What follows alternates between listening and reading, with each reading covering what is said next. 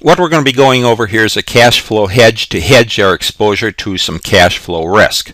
And for example here, we're going to hedge the risk of increases in gold prices which corporation A enters into in a gold futures contract. They designate it as a cash flow hedge for the anticipated gold purchase here.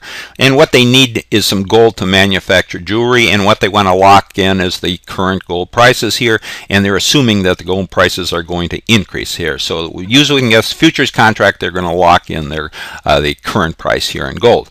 And for example here on 41X1, corporation A enters into this gold futures contract, and the notational amount is to purchase here 500 ounces of gold at a purchase price here of $600 per ounce, and then we have an expiration date. So what we're going to be looking at here, we're going to be looking at this contract price here, and we're going to be comparing it to the spot price here. That's in our case here, we're going to have an October delivery, so our spot prices here are shown based on an October delivery here, and this contract price, that's the preset price of the contract here. So that's what we're going to be looking at, and we need the gold here for October's production here.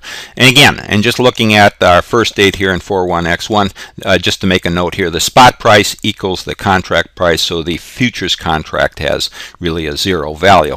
And what the other thing is, this contract gives the right and the obligation to purchase this gold. So we're going to actually have to purchase the gold here under the contract. It's going to be net amount that we're going to pay for this gold here is $600 per ounce.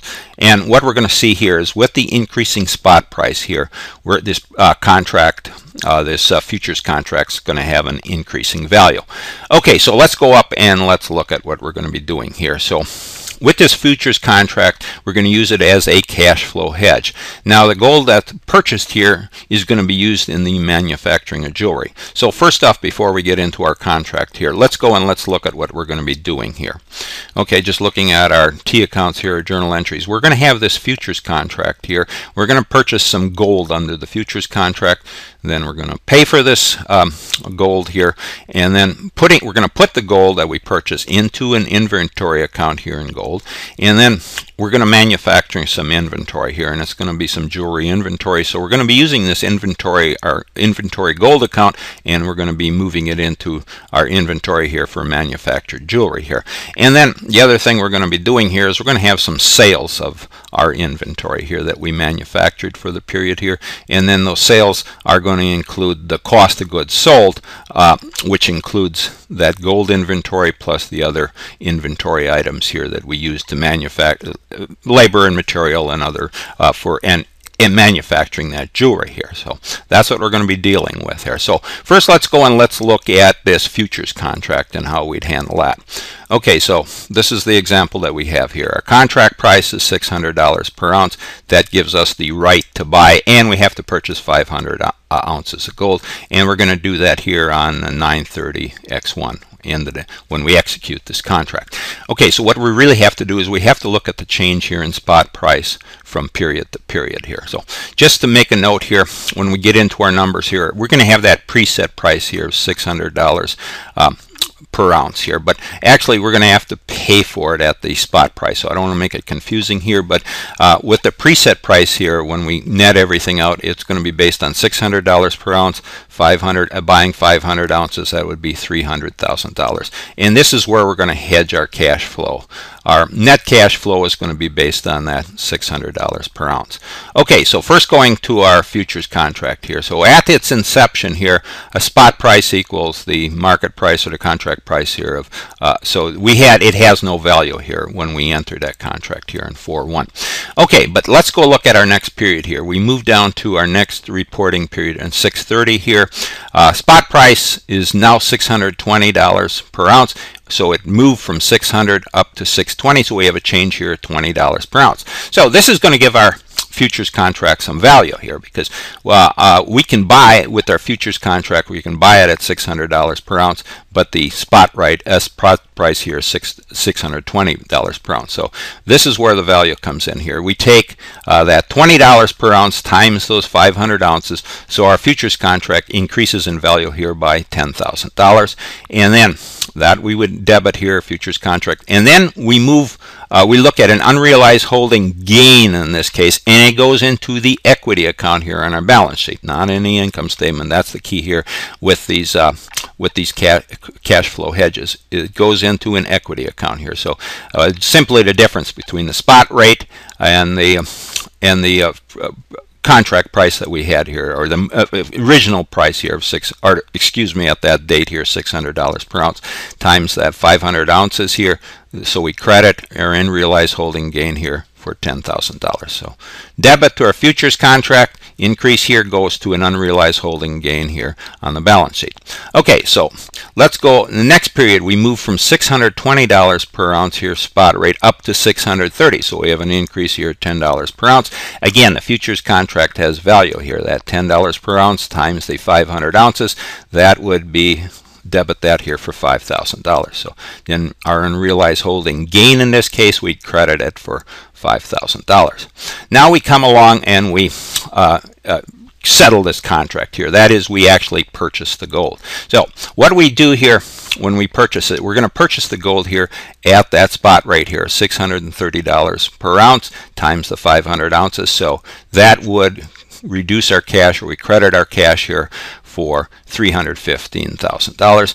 That's on purchasing the gold, and then we move it into our, then it was recorded in our inventory account here. We increase our debit or increase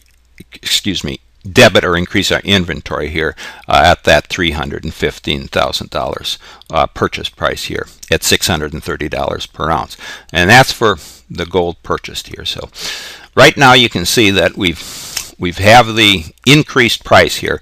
Had we under the contract, we really should be paying $300,000 here, but with we actually purchase it at the spot rate here of $630 per ounce. So how this contract works here, now you settle the contract. Whatever you're sitting here with your whatever value that contract has, now you can credit it out here for $15,000 here. The total value it had credited out here for $15,000, and then the debit goes to the cash. We would have had a cash settlement under this contract here for $15,000. So what we've done here with the contract, you see we paid the higher spot price here, $630 per ounce, but we got credit for the contract price here, $600 per ounce. So the difference went into a cash that we received here, $15,000. So net amount here, we're ending up with $300,000, since the $15,000 reduced that $315,000 here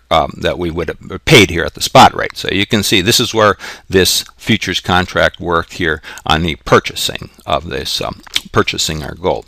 All right, so we've taken care of that here. Now, so just again, the futures contract offsets that price increase here. So with the futures contract, this $630 spot price was offset with the contract here, and we're able to actually, the net amount here that we would have paid was $600 per ounce.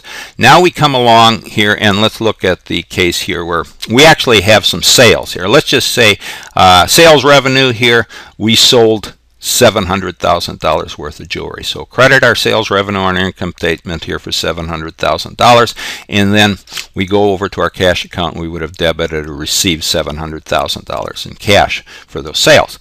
But now we come down here, we have to have, what is the cost of goods sold that's going into our sales here? We're reducing our sales revenue. So what we would have for our cost of goods sold, again, this is on the income statement. Cost of goods sold and our sales revenue are on our income statement here. So our cost of goods sold, we would have originally debit that here for $400,000, and that's, we're assuming here that's what our cost of goods sold was, and then that was our inventory here. We would credit or reduce our inventory here by $400,000. But what we want to note here, when this inventory here for our jewelry, that's our manufactured jewelry here, that's a completed product here in jewelry. What happened here is that the inventory here at gold that we purchased was used to manufacture this jewelry, so that would have been moved into whatever gold inventory had, would have been included in our inventory here at jewelry, and that came in at the higher price. That was that spot price here of $630 per ounce here.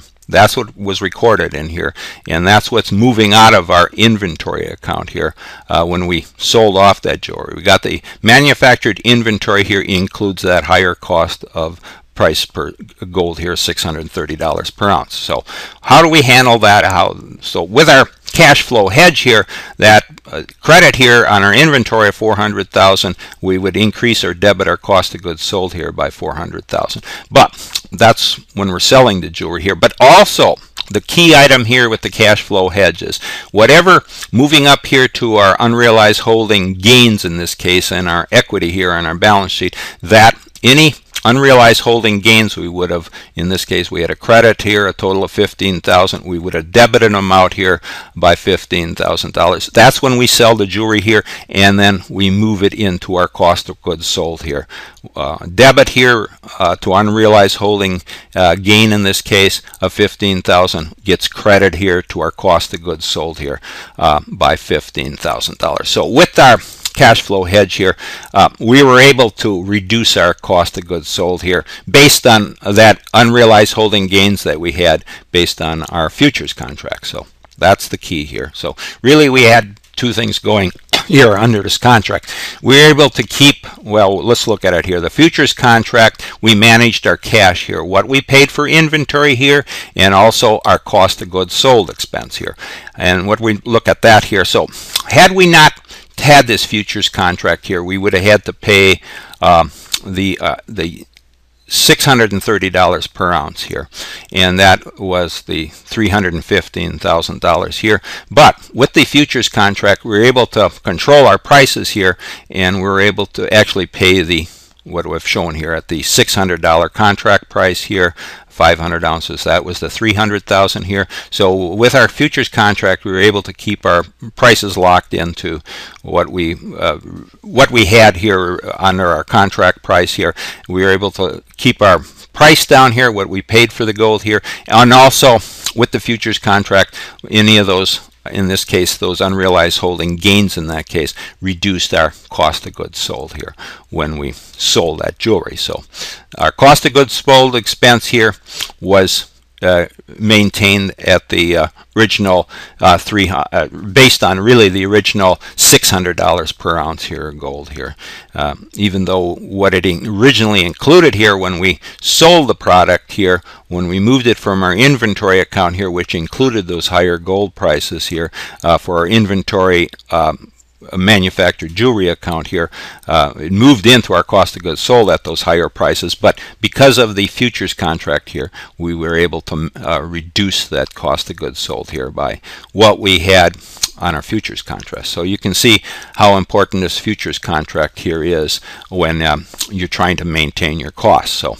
in this case, again, remember you maintained your cost here for the inventory you purchased here, and then that inventory, well, whatever the higher price of the inventory was, it flowed into our cost of goods sold here, but we were able to reduce our cost of goods sold by those unrealized holding gains in our equity account here on the futures contract. And then what our actual cash outflow here for the inventory itself, we better go over that again. Even though we paid that higher cash per ounce, that the spot rate, that higher spot rate here per ounce, because of the futures contract, we got a cash settlement here based on the contract price here, which was lower than the spot price here. So whatever we paid here in increase in cash here was reduced by the amount here of cash that we received under a futures contract. So our net price, our net inventory that we're paying for the gold here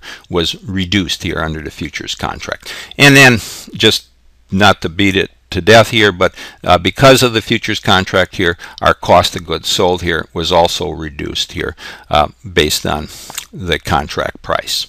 Okay, so that'll take care of our cash flow hedge, just so you understand what's going on with your cash flows here when you're dealing with these futures cash contract here, and how it affects how this cash account here under the future contract is affected here, and how those inventory costs here moving from our gold inventory into our manufactured our purchased gold inventory into the manufactured product here jewelry account, and how that was accounted for when we ultimately sold that inventory, entered it as cost of goods sold here, and how that cost of goods sold here was reduced by that futures contract here when we're when we sold the product here.